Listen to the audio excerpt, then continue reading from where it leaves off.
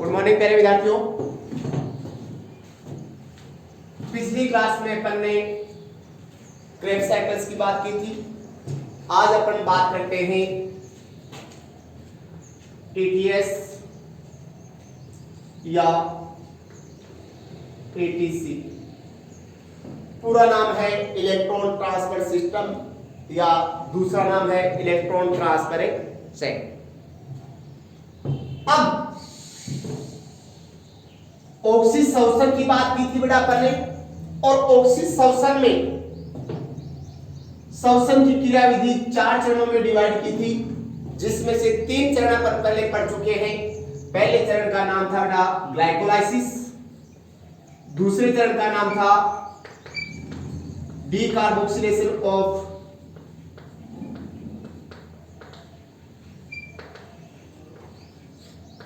Pyruvic acid, और तीसरे step का नाम था क्रेब्स साइकिल, और चौथे चरण का नाम है बेटा एटीएस या इलेक्ट्रॉन ट्रांसफर चेन। अब इलेक्ट्रॉन ट्रांसफर चेन क्या है?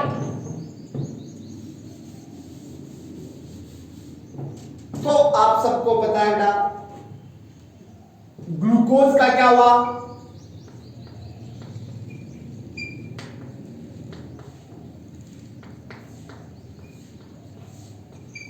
कंप्लीट ऑक्सीकरण हो गया। रेस्पिरेशन में, ऑक्सीशोषण में अपने पास ग्लूकोज का कंप्लीट ऑक्सीकरण हो गया। ऑक्सीकरण के लिए वही 3 स्टेप हो गए आपके पास। कौन कौन से? Number first glycolysis, number 2 decarboxylation of pyruvic acid, number 3 Krebs cycles. अब ग्लूकोज के ऑक्सीकरण के फलस्वरूप कितने एटीपी का प्रोडक्शन हुआ बेटा? केवल 4 एटीपी का डायरेक्टली प्रोडक्शन। कहां? तब याद करो, ग्लाइकोलाइसिस में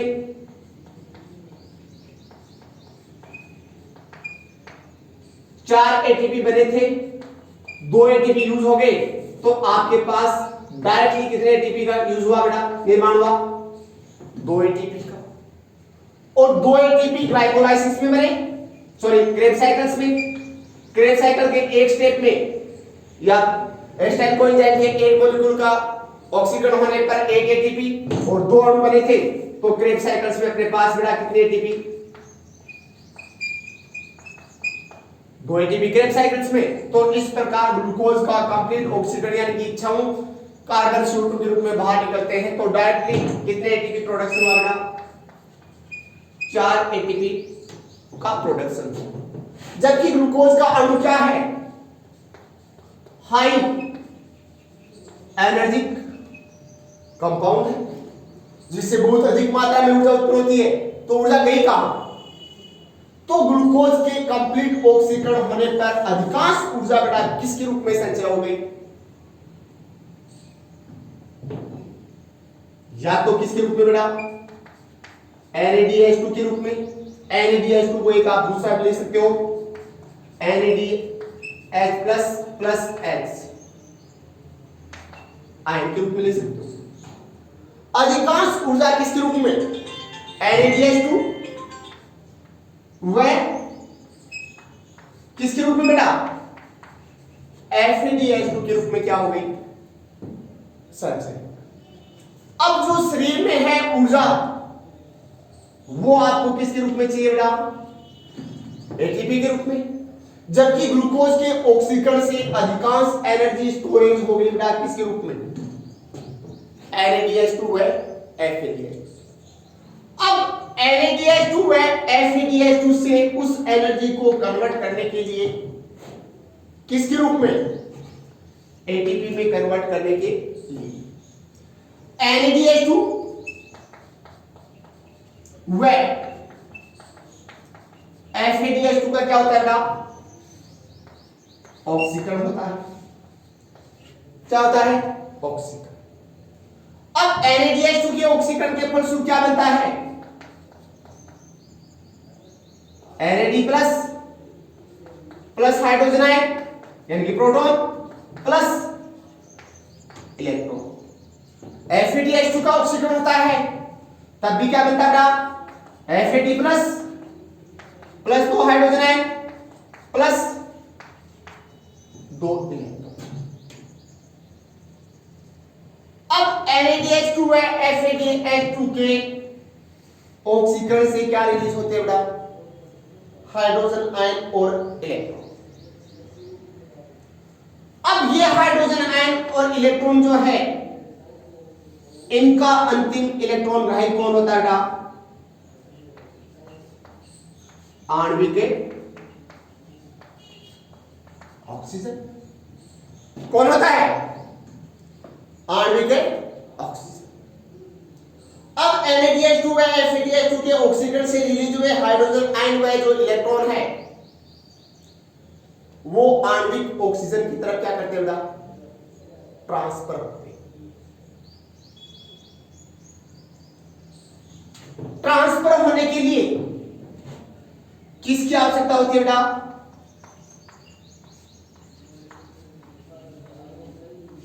इलेक्ट्रॉन वाहक की आवश्यकता होती है। ये इलेक्ट्रॉन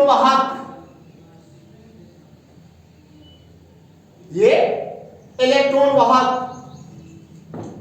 इनर माइटोकॉन्ड्रियल मेम्ब्रेन पर किसके रूप में पाए जाते हैं बेटा? श्रृंखला के रूप में पाए जाते हैं। श्रृंखला को इंग्लिश में क्या कहते हैं? चैन कहते हैं। किसके रूप में पाए जाते हैं? चैन के रूप में पाए जाते हैं। और किसका कार्य करते हैं? इलेक्ट्रॉन का ऑक्सीजन की तरफ ट्रांसफर करने का कार्य करते हैं। इसलिए इस स्टेप का नाम क्या दिया? इलेक्ट्रॉन ट्रांसफर चेन या इलेक्ट्रॉन ट्रांसफर सिस्टम। अब इलेक्ट्रॉन ट्रांसफर सिस्टम की क्यों आवश्यकता पड़ती है या इलेक्ट्रॉन ट्रांसफर सिस्टम का इंपॉर्टेंस क्या है? तो इलेक्ट्रॉन ट्रांसफर सिस्टम का दो महत्व है। नंबर फर्स्ट, आपने प्रोसेस पढ़ी बेटा कौन सी? ग्लाइकोलाइसिस। आपने प्रोसेस पढ़ी डीकार्बोक्सिलेशन। आपने प्रोसेस पढ़ी कौन सी? Krebs cycle. इन तीनों प्रोसेस को कंप्लीट होने के लिए आपको किसकी आवश्यकता पड़ती है? NAD प्लस या FAD प्लस। अब NAD प्लस व FAD का क्या नहीं होता है? शरीर में निर्माण नहीं होता। अब जब ग्लाइकोलाइसिस डीकार्बोक्सिलेशन या क्रेब्स साइकिल कंप्लीट हुआ तो NAD या FAD का क्या हो गया बेटा? अपचयन हो गया। किसमें? NADH2 है FAD। अब अपचयन होने के कारण एक बार ग्लाइकोलाइसिस या क्रेब्स साइकिल की प्रोसेस तो कंप्लीट हो गई, लेकिन दोबारा कहां से प्राप्त होगा बेटा? क्योंकि अगले फिर ग्लाइकोलाइसिस के स्टेप को पूरा होने के लिए अगले ग्लूकोज के अणु का ग्लाइकोलाइसिस करने के लिए फिर किसकी आवश्यकता पड़ेगी? NAD प्लस या FAD की प्लस की क्या पड़ती है बेटा? आवश्यकता। तो उस कंडीशन में ETS के अंदर NADH2 व FADH2 का क्या होता है बेटा? ऑक्सीकरण, जिसके फलस्वरूप क्या बनता है? NAD प्लस व साथ में क्या बनता है? FAD plus. Electron transfer system में बनने वाले NAD प्लस व FAD प्लस पुनः किसमें काम आते हैं? ग्लूकोज के अगले अणु का ऑक्सीकरण होने के लिए क्या हो जाते हैं बेटा? काम में आ जाते हैं। तो इसका मतलब इस कंडीशन में ETS के अंदर किसका निर्माण होता है? ग्लाइकोलाइसिस, क्रेब्स साइकिल, डीकार्बोक्सिलेशन, ओपाइल एसिड को पूरा करने के लिए आवश्यक NAD प्लस व FAD प्लस का पुनः क्या हो जाता है बेटा? निर्माण हो जाता है। और दूसरा, इस प्रोसेस के द्वारा जो ऊर्जा है उस ऊर्जा को किसके रूप में कन्वर्ट किया जाता है? ATP के रूप में कन्वर्ट किया जाता है। अर्थात ऑक्सीजन में बने ऊर्जा NADH2 प्लस व FADH2 को किसके रूप में कन्वर्ट किया जाता है? किसमें कन्वर्ट किया जाता है? अब अपन ने कहा ATS का अर्थ है ग्लूकोज के पूर्ण ऑक्सीकरण से बहुत कम मात्रा में ऊर्जा किसके रूप में बनती है? ATP के रूप में बनती है, जबकि अधिकांश ऊर्जा किसके रूप में संचय हो गई? NADH2 है FADH2। NADH2 है FADH2 के रूप में संचय की गई एनर्जी को किसके रूप में कन्वर्ट करने के लिए? ATP के रूप में कन्वर्ट करने के लिए किसकी आवश्यकता पड़ती है? ATS। ATS नाम क्यों दिया गया? तब अपन ने कहा कि इस प्रोसेस में NADH2 व FADH2 के का क्या होता है? ऑक्सीकरण। ऑक्सीकरण से क्या बनेगा? NAD plus hydrogen ion plus electron, या FAD plus hydrogen ion plus electron. ऑक्सीकरण से मुक्त हुए हाइड्रोजन आयन व इलेक्ट्रॉन का अंतिम इलेक्ट्रॉन ग्राही होता है कौन? आणविक ऑक्सीजन। अब आणविक ऑक्सीजन तक इनका ट्रांसफर करने के लिए किसकी आवश्यकता पड़ती है? इलेक्ट्रॉन कैरियर्स की, इलेक्ट्रॉन वाहक की। और ये इलेक्ट्रॉन वाहक इनर माइटोकॉन्ड्रियल मेम्ब्रेन पर किसके रूप में पाए जाते हैं बेटा? एक श्रृंखला के रूप में। क्या कार्य करते हैं?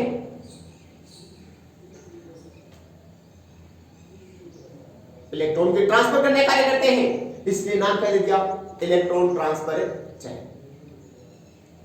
अब अपन कह रहे हैं कि इलेक्ट्रॉन का ट्रांसफर करने वाले इलेक्ट्रॉन वाहक कहां पाए जाते हैं? इनर माइटोकॉन्ड्रियल मेम्ब्रेन पर पाए जाते हैं। और NADH2 कहां मिला बेटा? या NADH2 का ऑक्सीकरण कहां हुआ? माइटोकॉन्ड्रिया के मैट्रिक्स में। और जो अपन ने बाहर से ऑक्सीजन ग्रहण की है वो ऑक्सीजन भी कहां गई है? माइटोकॉन्ड्रिया के मैट्रिक्स में। तो फिर ये मैट्रिक्स और मैट्रिक्स ऑक्सीजन डायरेक्टली या इलेक्ट्रॉन डायरेक्टली ऑक्सीजन के पास क्यों नहीं पहुंचे? तो सक्रिय विभव में अंतर होने के कारण, रिड्यूस्ड पोटेंशियल में कमी होने के कारण इलेक्ट्रॉन कहां नहीं पहुंच सकते हैं? डायरेक्टली ऑक्सीजन तक नहीं पहुंच सकते। या हाई एनर्जेटिक जो इलेक्ट्रॉन पहुंचते हैं उन इलेक्ट्रॉन को कौन ग्रहण कर पाएगा? ऑक्सीजन ग्रहण नहीं कर पाएगा। क्यों नहीं कर पाएगा? यदि हाई एनर्जी वाले इलेक्ट्रॉन को ग्रहण करेगा तो वापस उसका क्या हो जाएगा? ऑक्सीजन का रिडक्शन हो जाएगा, वापस क्या हो जाएगा? सॉरी, ऑक्सीडेशन हो जाएगा। तो उस कंडीशन में जल के अणु का निर्माण नहीं होगा या स्थायित्व प्राप्त नहीं होगा। तो उस कंडीशन में इलेक्ट्रॉन स्टेप बाय स्टेप क्या कहते हैं? अंतिम इलेक्ट्रॉन ग्राही ऑक्सीजन की तरफ जाते हैं। कौन से रूल के अनुसार? वही डाउनहिल जर्नी के अकॉर्डिंग। अब जो इलेक्ट्रॉन ट्रांसफर चेन है उस इलेक्ट्रॉन ट्रांसफर चेन में पर हम क्या कह रहे हैं? एक निश्चित श्रृंखला के रूप में क्या पाए जाते हैं? इलेक्ट्रॉन वाहक पाए जाते हैं। निश्चित श्रृंखला में क्या पाए जाते हैं? इलेक्ट्रॉन वाहक।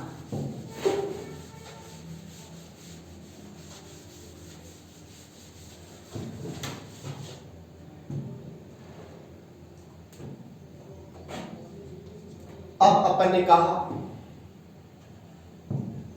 कि NADH2 व FADH2 के ऑक्सीकरण से मुक्त हुए इलेक्ट्रॉन का ऑक्सीजन तक अंतिम इलेक्ट्रॉन ग्राही तक ट्रांसफर करने के लिए भाग लेने वाले इलेक्ट्रॉन वाहक एक किस में पाए जाते हैं? श्रृंखला में पाए जाते हैं। श्रृंखला में पाए जाने वाले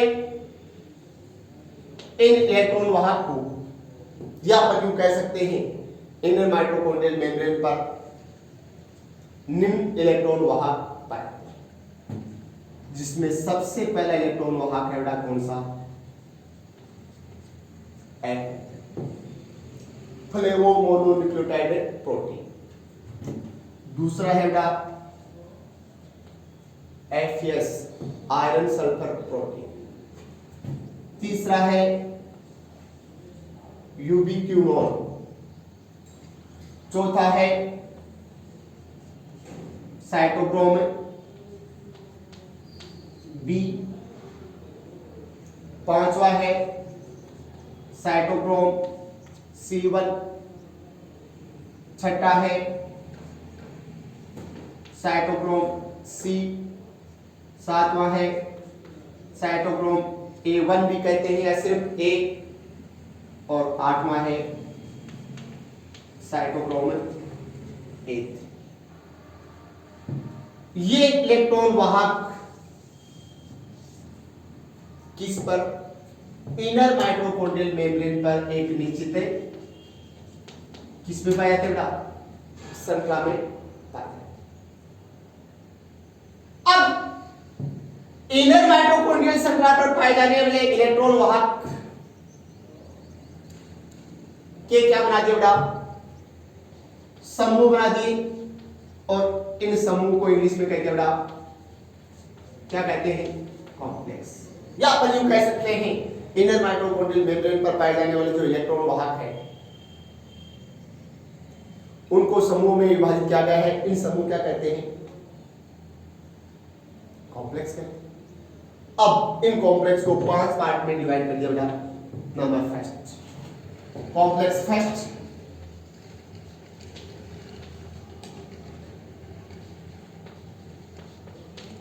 complex second, complex third, complex fourth, complex fifth. Complex first में FMN व आयरन सल्फर प्रोटीन इलेक्ट्रॉन वाहक भाग लेते हैं। कॉम्प्लेक्स सेकंड में सिर्फ आयरन सल्फर प्रोटीन भाग लेता है। कॉम्प्लेक्स थर्ड में साइटोक्रोम बी, साइटोक्रोम सी व साइटोक्रोम इलेक्ट्रॉन वाहक भाग लेते हैं। कॉम्प्लेक्स फोर्थ में साइटोक्रोम A1 व A3 कंपोनेंट या घटक या वाहक भाग लेते हैं, जबकि कॉम्प्लेक्स फिफ्थ में कोई भी वाहक भाग नहीं लेता। अब कॉम्प्लेक्स क्या है, तो कॉम्प्लेक्स का अर्थ अपन ने क्या कहा, इनर माइटोकॉन्ड्रियल मेम्ब्रेन पर पाए जाने वाले जो इलेक्ट्रॉन वाहक है, इन इलेक्ट्रॉन वाहक के समूह को कॉम्प्लेक्स कहते हैं। और इन कॉम्प्लेक्स को कितने पार्ट्स में डिवाइड कर दिया बेटा, 5। या अपन यूं कह सकते हैं इनर माइटोकॉन्ड्रियल मेम्ब्रेन पर पाए जाने वाले जो इलेक्ट्रॉन वाहक है उनको समूह में क्या किया गया बेटा, विभाजित किया गया है। और समूह में जो विभाजित किया गया है उसमें कौन कौन से कॉम्प्लेक्स आते हैं, 5 कॉम्प्लेक्स बना दिए या समूह बना दिए। समूह को नाम दे दिया बेटा complex. Complex first, second, third, fourth and fifth. Complex first में FMN iron sulphur protein, ubiquinone, cytochrome B, cytochrome C, cytochrome C, cytochrome A1, cytochrome A3। अब इसके साथ साथ दूसरा पॉइंट याद रखना, FMN व यूबिक्विनोन दो ऐसे वाहक है जो इलेक्ट्रॉन का ट्रांसफर करने के साथ साथ किसका बेटा, NADH2 व FADH2 के ऑक्सीकरण से मुक्त होने वाले हाइड्रोजन आयन को ट्रांसफर करने का कार्य भी करते हैं। जबकि बाकी जो सारे जितने भी है उन सब में क्या पाया जाता है, वो केवल और केवल किसका ट्रांसफर करते हैं, इलेक्ट्रॉन का ही ट्रांसफर। तीसरी बात, साइटोक्रोम जितने भी वाहक है, साइटोक्रोम युक्त जितने भी वाहक है, इन सब में क्या पाया जाता है, आयरन कंपोनेंट पाया जाता है या आयरन पाया जाता है। इन सब कंपोनेंट में क्या पाया जाता है, आयरन पाया जाता है। जबकि साइटोक्रोम A3 में और A1 में आयरन के साथ साथ बड़ा क्या पाता है, कॉपर भी। अब आप सबने सुना है कि पोटेशियम साइनाइड का सेवन करने पर तुरंत व्यक्ति की क्या हो जाती है बेटा, मृत्यु हो जाती है। तो उसका कारण क्या है, पोटेशियम साइनाइड जो लेते अपन काम में यूज करते हैं या उसको खाते हैं, तो किसको बेटा, जो साइटोक्रोम A1 और A3 है उसके आयरन व कॉपर आयन को क्या कर देता है बेटा, अवरुद्ध कर देता है, इनहिबिट कर देता है, जिसके कारण श्वसन की प्रक्रिया संपन्न नहीं होने के कारण व्यक्ति क्या हो जाती है बेटा, डेथ। क्या हो जाती है, डेथ। एनर्जी नहीं बनती है और एनर्जी बेटा बाकी बायोटिक रिएक्शन नहीं होती है, और बायोटिक रिएक्शन नहीं होने के कारण बैटरी क्या हो जाती है, बैक। अब अगला पॉइंट लेते हैं बेटा अपन, थोड़ा सा अगला पॉइंट लेने से पहले NADH2 व FADH2 के ऑक्सीकरण से मुक्त हुए इलेक्ट्रॉन इन इलेक्ट्रॉन वाहक से डाउनहिल जर्नी के अकॉर्डिंग क्या करेंगे बेटा, यात्रा।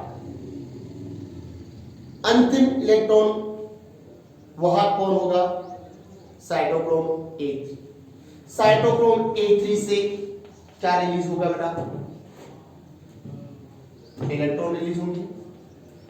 इन इलेक्ट्रॉन को ग्रहण करेगा कौन, ऑक्सीजन। और दूसरी तरफ NADH2 व FADH2 के ऑक्सीकरण से मुक्त हुए हाइड्रोजन आयन को भी कौन ग्रहण करेगा बेटा, हाइड्रोजन। तो उसके फलस्वरूप किसका निर्माण होगा बेटा, H2 का निर्माण। किसका निर्माण होगा, H2 का निर्माण होगा। जो अपन पूरी रिएक्शन पढ़ी है उसमें बन रहा है। रिएक्शन क्या थी, C6H12O6 प्लस 6O2, एरो का निशान 6CO2 प्लस 6 है H2O। तो यहां वापस किसका निर्माण हो जाएगा, जल का। अब साथ में इस प्रोसेस के दौरान किसका निर्माण हो रहा है बेटा, एटीपी का निर्माण हो रहा है। किसकी प्रेजेंस में हो रहा है, ऑक्सीजन की प्रेजेंस में हो रहा है। इसलिए ETS को अपन दूसरा नाम क्या दे सकते हैं,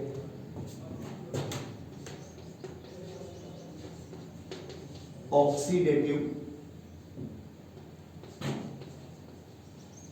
फॉस्फोराइलेशन भी कह सकते हैं।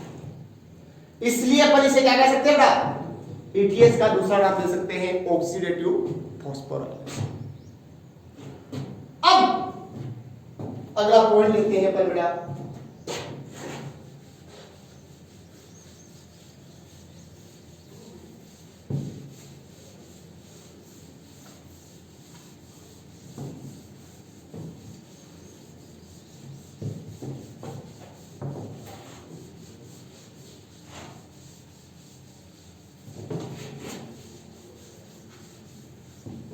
अगला पॉइंट लेते हैं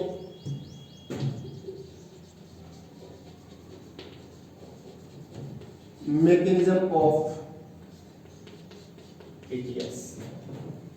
ATS की मैकेनिज्म पढ़ने से पहले आपको पुनः किसकी स्ट्रक्चर याद होनी चाहिए बेटा, स्ट्रक्चर ऑफ माइटोकॉन्ड्रिया। आपको किसकी संरचना याद चाहिए बेटा, अब याद करो बेटा, ये आपके पास क्या था, माइटोकॉन्ड्रिया की मैं संरचना बनाता हूं। ये हो गई आउटर माइटोकॉन्ड्रियल मेम्ब्रेन, ये हो गई आपके पास inner mitochondrial membrane. Inner mitochondrial membrane से ये बेटा क्या थी आपके पास,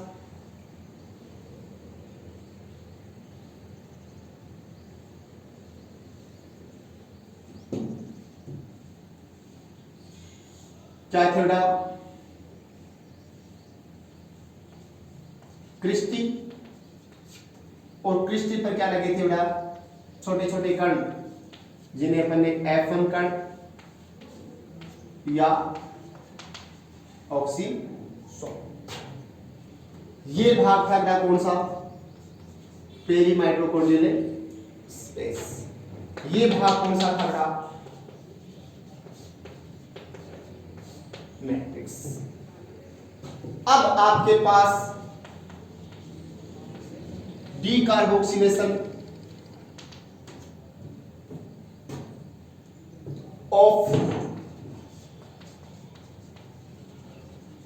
पायरुविक एसिड, क्रेब्स साइकिल, ये दोनों प्रोसेस माइटोकॉन्ड्रिया के कौन से भाग में संपन्न हुई थी बेटा, मैट्रिक्स। अब माइटोकॉन्ड्रिया के मैट्रिक्स भाग में ये प्रोसेस कंप्लीट हुई है, तो इसका मतलब NADH2 वह FeDH2 का निर्माण भी कहाँ हुआ बेटा, इस मैट्रिक्स वाले भाग। जबकि ग्लाइकोलाइसिस प्रोसेस कहां कंप्लीट हुई है, साइटोप्लाज्म में कंप्लीट हुई। कहां कंप्लीट हुई बेटा, साइटोप्लाज्म। अब NADH2 व FeDH2 के ऑक्सीजन से मुक्त हुए हाइड्रोजन आयन व इलेक्ट्रॉन का ऑक्सीजन तक, ये ऑक्सीजन भी कहां है बेटा, मैट्रिक्स में पहुंच गई। ऑक्सीजन तक ट्रांसफर करने के लिए जो इलेक्ट्रॉन वाहक पाते हैं, ये इलेक्ट्रॉन वाहक कहां पाते हैं बेटा, किस पर पाते हैं, इनर माइटोकॉन्ड्रियल मेम्ब्रेन। कहां पाते हैं, इनर माइटोकॉन्ड्रियल मेम्ब्रेन पर पाते हैं। अब कल पीछे वाले टॉपिकों में अपन ने चर्चा भी की थी, NADH2 के एक अणु से सगे कितने एटीपी, 3 एटीपी का निर्माण होता है। FeDH2 के एक अणु से सगे 2 एटीपी का निर्माण होता है। या ग्लाइकोलाइसिस में बनने वाले NADH2 से आगे जाकर 3 एटीपी प्रोड्यूस हो सकती है। या NADH2 के एक अणु से बड़ा कितने एटीपी, 2 एटीपी प्रोड्यूस हो सकती है। वो आज अपन प्रोसेस पढ़ेंगे काम का इससे। अब mechanism of electron transfer system, electron transfer system की मैकेनिज्म पढ़ने से पहले माइटोकॉन्ड्रिया की स्ट्रक्चर आपके पास है। अब इसका जो डायग्राम है वो डायग्राम ही सबसे इंपॉर्टेंट पार्ट है।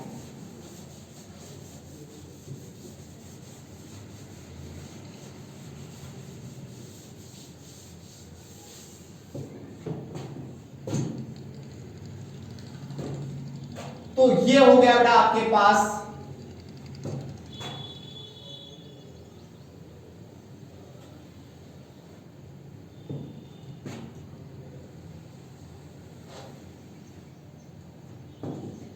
ये पूरा क्या है, इतना पार्ट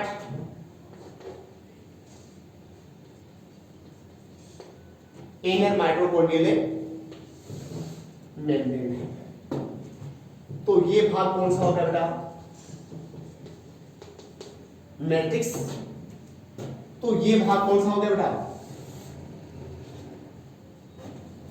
पेरी माइटोकॉन्ड्रियल स्पेस।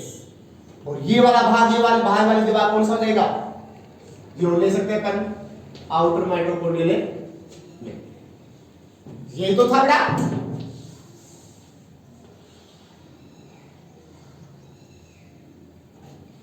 तो ये जो स्पेस दिखा रहे हैं, ये अपन, ये किसको दिखा रहे हैं, पूरा किसको दिखा रहे हैं, ये दोनों लाइनों के बीच का भाग, ये इनर माइटोकॉन्ड्रियल मेम्ब्रेन को शो कर रहे हैं।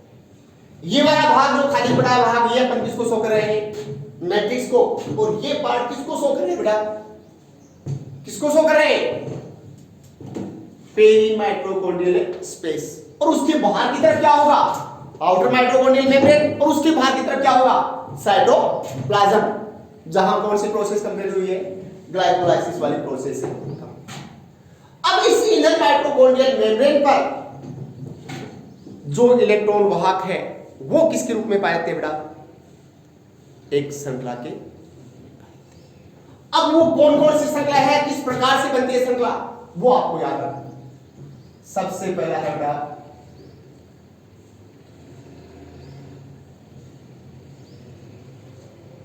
एथेनॉल।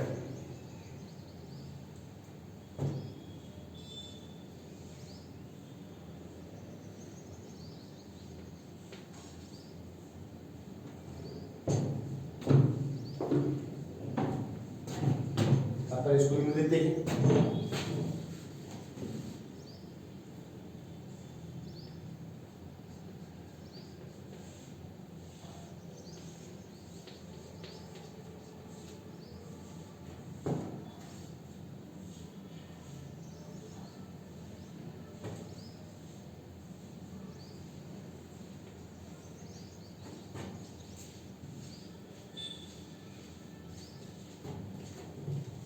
अब आपके पास यहां क्या बना बेटा, मैट्रिक्स में NADH। इस NADH2 को अपन यू ले सकते हैं बेटा,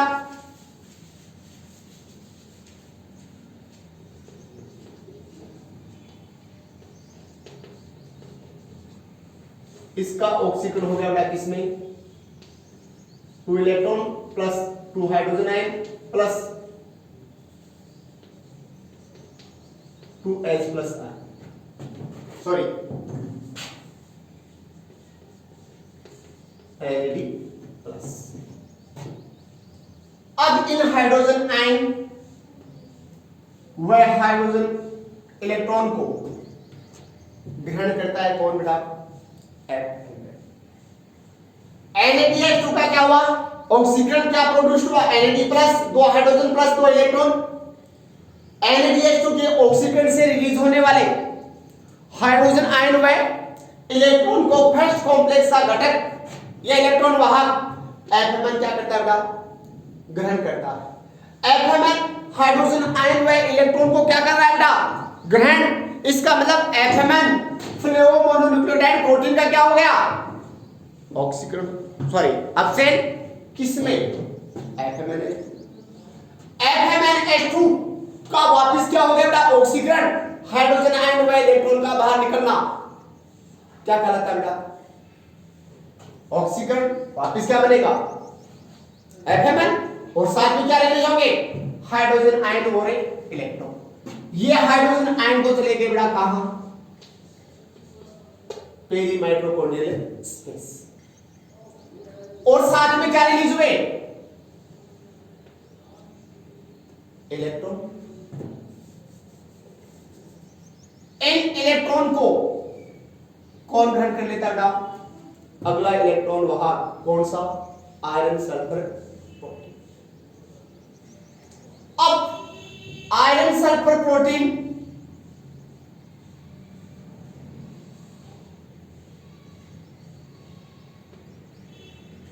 इलेक्ट्रॉन क्या करता है बेटा अब आयरन सल्फर प्रोटीन में आयरन पाता है बेटा कौन सी अवस्था में Fe+3 अवस्था में यानी कि फेरिक अवस्था में। इलेक्ट्रॉन को ग्रहण करेगा प्लस इलेक्ट्रॉन फेरिक किसमें बदल जाएगा बेटा Fe+2 में बदल जाएगा किसमें बदल जाएगा तो इसका Fe+3 बदल गया किसमें बेटा Fe+2 में। इसका मतलब है आयरन सल्फर प्रोटीन के फेरिक का इलेक्ट्रॉन ग्रहण करने से अपचयन हो गया बेटा किसमें फेरस में। फेरस ने इलेक्ट्रॉन का क्या कर दिया बेटा वापस त्याग कर दिया तो वापस किसमें बदल गया किसमें बदल गया फेरिक में। और जो रिलीज हुआ इलेक्ट्रॉन वो इलेक्ट्रॉन अगले इलेक्ट्रॉन वाहक। इस प्रकार ये इलेक्ट्रॉन वाहक एक इलेक्ट्रॉन वाहक से दूसरे इलेक्ट्रॉन वाहक दूसरे इलेक्ट्रॉन वाहक से तीसरे इलेक्ट्रॉन वाहक तक क्या होता जाएगा बेटा ट्रांसफर होता जाएगा और अंतिम इलेक्ट्रॉन कहां पहुंचेगा ऑक्सीजन तक। आगे की पूरी प्रोसेस मैकेनिज्म अपन कल पढ़ेंगे। थैंक्स।